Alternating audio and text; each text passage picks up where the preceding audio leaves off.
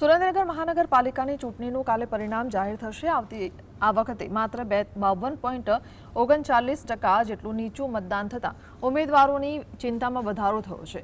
કુલ 140 ઉમેદવારોના ભાવિ હાલ ઈવીએમ મશીનમાં સીલ છે। આવતીકાલે સવારે 8 વાગ્યાથી સાયન્સ કોલેજ ખાતે કલેક્ટર અને ઉચ્ચ અધિકારીઓની હાજરીમાં મતગણતરી શરૂ થશે।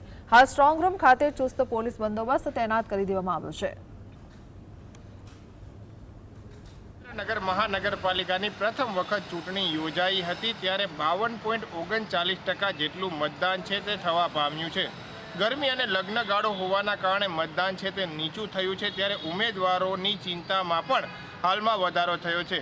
સુરેન્દ્રનગરની જે MP Shah arts and science college આવેલી છે ત્યાં જે મતદાન સમયે વપરાયેલા ઈવીએમ મશીનો છે તે સીલ કરવામાં આવ્યા છે। મોડી રાત્રે તંત્ર દ્વારા સીલ કરવાની કામગીરી છે તે પૂર્ણ કરવામાં આવી છે અને એમપી શાહ સાયન્સ કોલેજ છે ત્યાં ચુસ્ત પોલીસ બંદોબસ્ત પણ ગોઠવી દેવામાં આવ્યો છે। કાલે સવારથી મતગણતરી યોજાવાની છે ત્યારે તંત્ર પણ હવે સાબદું બન્યું છે। ભજલ ચૌહાણ, GSTV ન્યૂઝ, સુરત।